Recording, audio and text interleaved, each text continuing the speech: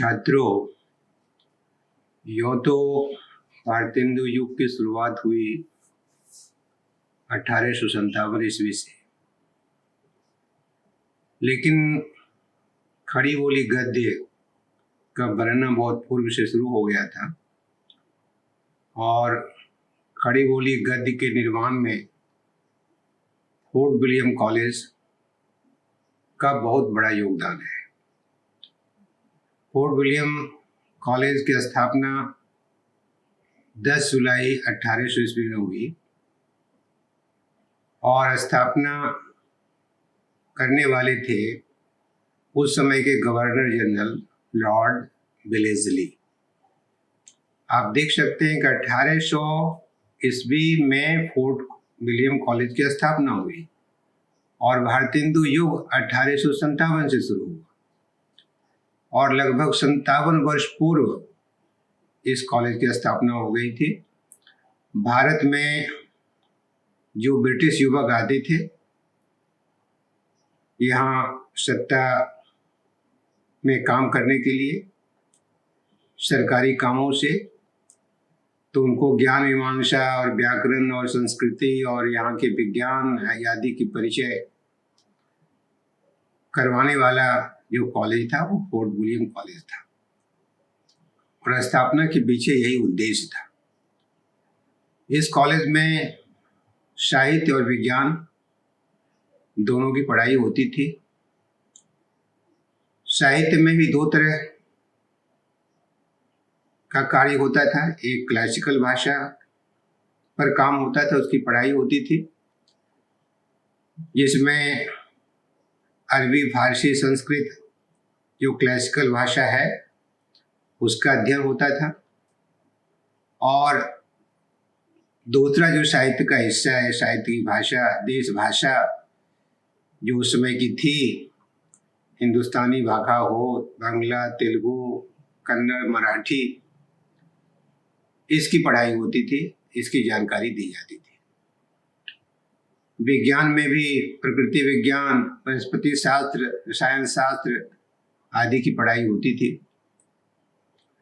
1800 में हिंदुस्तानी भाषा के प्राध्यापक नियुक्त किए गए गिलक्राइस्ट, और गिलक्राइस्ट ने हिंदी से अलग हिंदवी के भाषा मुंशियों की नियुक्ति की। और आप जानते हैं कि मुंशी जो बने उसमें लल्लू लाल जी और सजल मिश्र प्रमुख थे।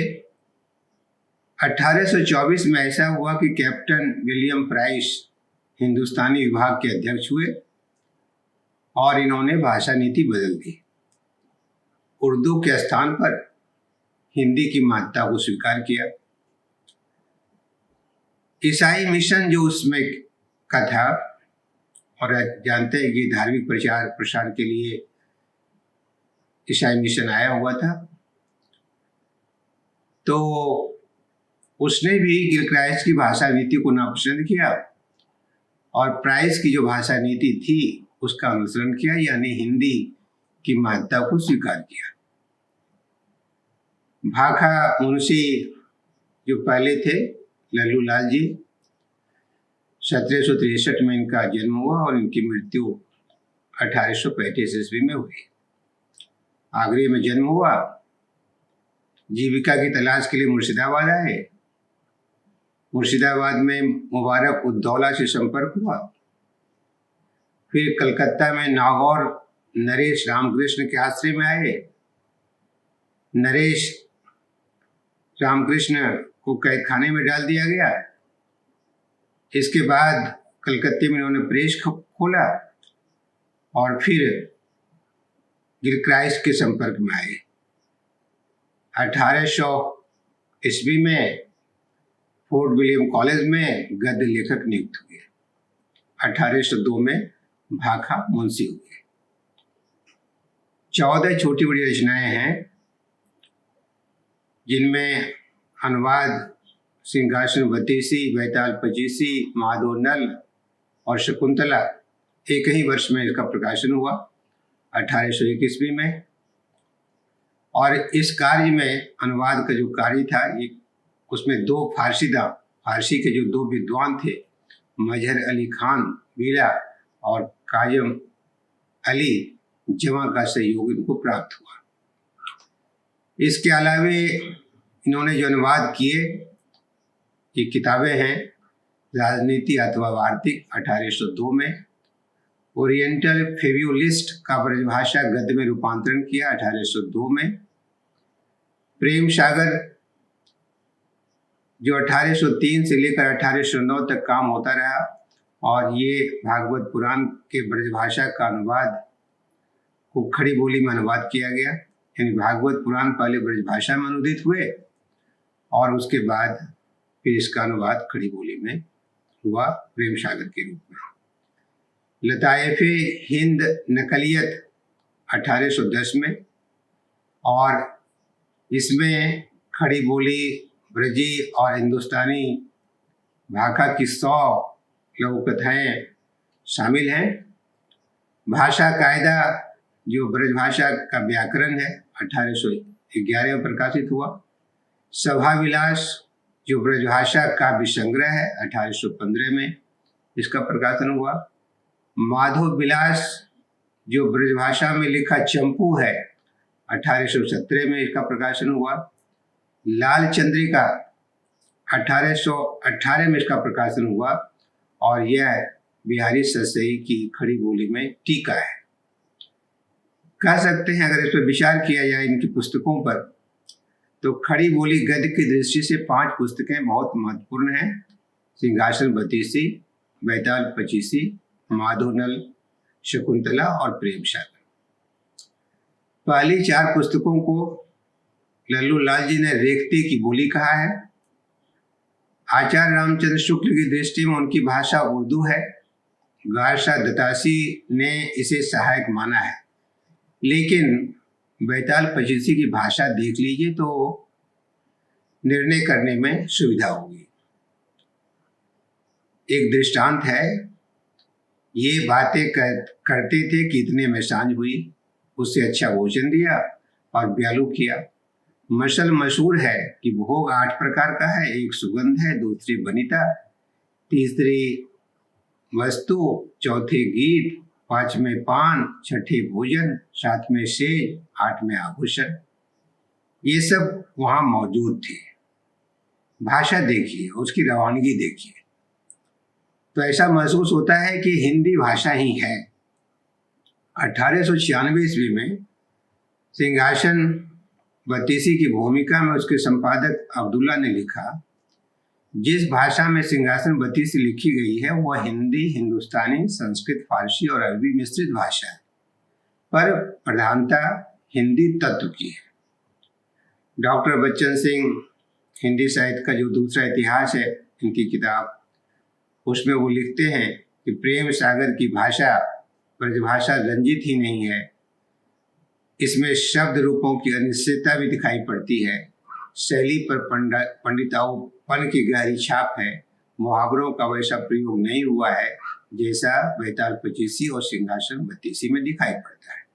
तो डॉक्टर बच्चन सिंह ने प्रेम सागर के बारे में, और ऊपर की जो भाषा थी वो भाषा थी बैताल पचीसी की। तो दोनों में एक तरह का अंतर है और कह सकते हैं कि लल्लू लाल जी का जो योगदान है खड़ी बोली के संदर्भ में वह रेखांकित करने योग्य है। दूसरे जो भाखा मुंशी हुए वो सदल मिश्र हुए।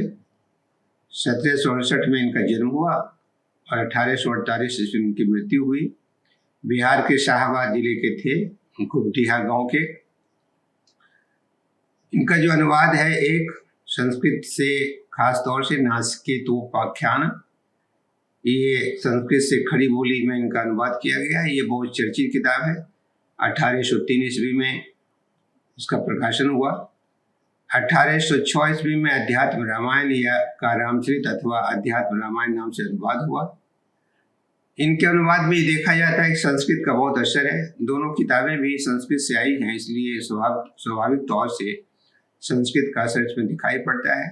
संस्कृत के जो वाक्य विन्यास हैं उस पर भी इसका असर है। लंबे वाक्यों से घिरे हुए वर्णन होते हैं और पूर्वकालिक क्रियाओं की बहुलता होती है। संस्कृत तो वाक्यांश की भाषा जो है वो ब्रजी और भोजपुरी है।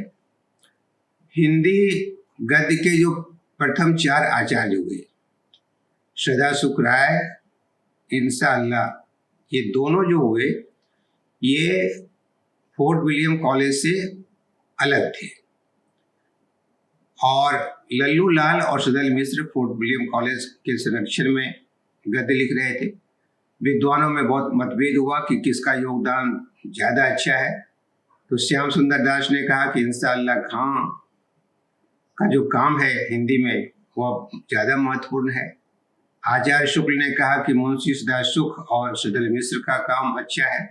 डॉक्टर बच्चन सिंह ने कहा कि सदा सुख राय का जो काम है वह काम बहुत अच्छा है। एक तरह से शुरुआती हिंदी है और भारतेंदु काल के पूर्व की हिंदी है। उसमें जो काम हुआ है, अचानक तो कोई भाषा बहुत समृद्ध होती नहीं है, थोड़ा थोड़ा काम होता है, कोशिशें होती हैं, प्रयास होता रहता है, उसकी अभिव्यक्ति होती रहती है, तो गद्य एक रूप लेता है।